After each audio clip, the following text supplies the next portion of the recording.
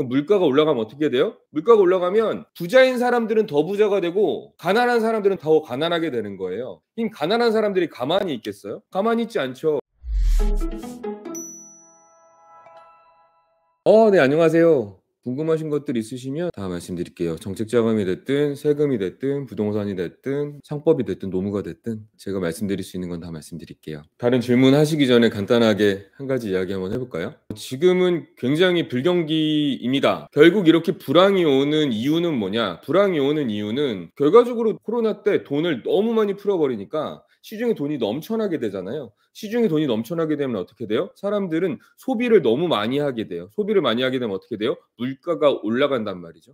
그럼 물가가 올라가면 어떻게 돼요? 물가가 올라가면 부자인 사람들은 더 부자가 되고 가난한 사람들은 더 가난하게 되는 거예요. 이 가난한 사람들이 가만히 있겠어요? 가만히 있지 않죠. 갑자기 물가가 올라가서 원래 내가 5천 원에 먹던 밥이 다 만 원짜리, 2만 원짜리 밥이 돼버렸어. 내가 한 끼를 먹을래도 만 원, 2만 원을 지출을 해야 돼. 그럼 어때요? 이 사람은 쓸 수 있는 돈이 줄어들죠. 그러면 내 삶이 피폐해지겠죠. 피폐해지면 어떻게 하겠어요? 폭동이 일어나거나 전쟁이 일어나거나. 그러면 이 상위에 있는 사람들은 어때요? 폭동이 일어나거나 전쟁이 일어나는 게 좋겠어요? 싫으니까 물가를 낮추려고 노력을 하는 거고. 물가를 낮추려고 노력을 하는 걸 어떻게 표현한다? 금리를 올려버리는 걸로 표현을 하고 있다라고 생각하시면 어떨까 싶어요.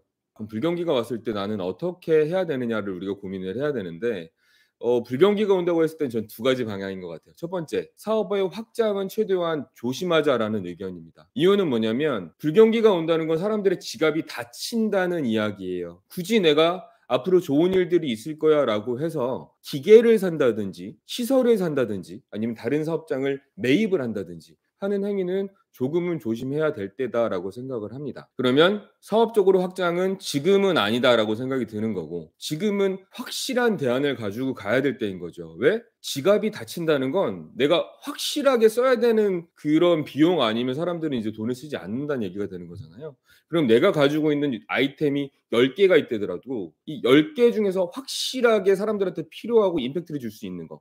그 4-5 가지만 잘 될 거고 나머지는 사양으로 접어들 수 있다라고 생각을 합니다. 그래서 정말 이 사업으로 확정을 한다고 하면 내가 인풋이 들어갔을 때 바로 매출이 일어날 수 있는 사업 아니면 지금 시도하지 말자라는 생각은 듭니다. 자, 그럼 반대로 부동산은 어떻게 봐야 되느냐? 지금은 부동산에 대해서 굉장히 관심을 가져야 될 때라고 생각합니다. 지금 이렇게 경기가 안 좋아지고 있는 건 정부에서 의도적으로 중소기업이랑 중견기업을 내리누르고 있기 때문에 그런 건데 이 시절이 지나고 나면 부동산은 다시 화랑이 될 수 있다라고 평가를 하기 때문에 그래요. 그래서 지금은 사업의 확장은 조금 더 보수적으로 할 때이고 부동산에 대해서는 조금 더 평소보다 적극적으로 볼 때가 아닐까라고 생각을 해요. 그런데 대부분의 사람들은 어떻게 하죠? 대부분의 사람들은 남들이 다 부동산 화랑이에요. 부동산 사야 돼요. 막 가격이 올라갑니다. 이럴 때 부동산을 사고 부동산 가격이 빠질 때는 부동산을 팔아버리잖아요. 똑똑한 사람들은 어떻게 해요? 남들이 아무도 관심이 없을 때 부동산을 사놓고 남들이 화랑입니다라고 부추길 때 부동산을 파는 행위를 하는 거죠. 우리도 마찬가지로 그렇게 그림을 봐야 되지 않을까라고 생각을 하고요. 그래서 결론적으로 말씀드리면 지금은 사업을 확장할 때는 아니다. 좀 조심 가야 될 때인 것 같다. 그리고 부동산에 대해서는 이제부터 좀 관심을 많이 가지셔야 될 때다라고 생각을 합니다. 부자 사세가 되려면 부자 사냥연구소